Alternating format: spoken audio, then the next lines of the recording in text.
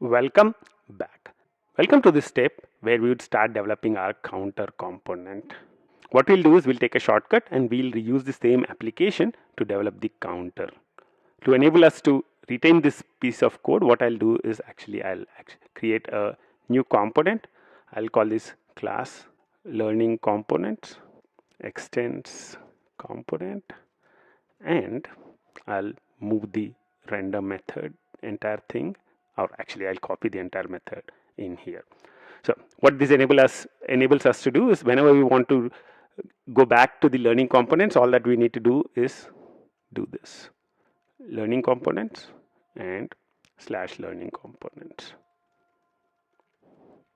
and we'll retain the existing functionality that we had. The only thing I need to change is change the class name here to learning components. So now if I go back to the browser, it remains exactly the same. Isn't that cool? So now we can go back to learning components whenever we would want to. So what I'll do for now is I'll remove this out. What we want to focus on is to start creating our counters, right? So let's start creating our counter component. So we can create a class component or we can create a function component.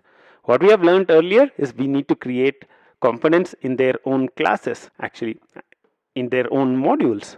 So let's go ahead and start creating a new folder for all the stuff that we would be creating for counter. So inside components, I'm creating a new folder called counter. So inside components, we have a new folder called counter, and in here I'll create a new file. I'll call this counter.jsx.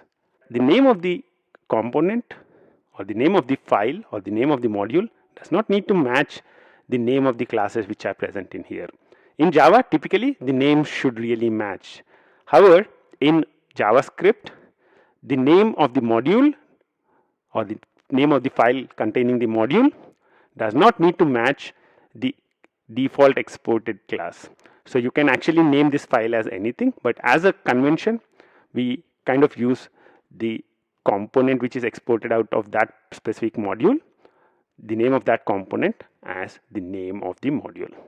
Now having that, I'll just copy the functional component that we created, third component.jsx. Let's copy it into counter, import React from React, function counter, and I'll say class name is equal to counter, and this is a counter, and make sure that you are replacing this as well. So what we have done now is we quickly created a counter component, we exported it out. You don't need to use the semicolon. In app.js, what we would want to do is we would want to import the counter. So I'll say import counter from the dot slash components slash counter slash counter, and over here let's include the counter in. So in the app, now we are including the counter component in. Now you can see counter is getting rendered. So in this quick step, what we wanted to do is the basic setup for the counter component. In the next step, let's talk more about it. Until the next step, bye bye.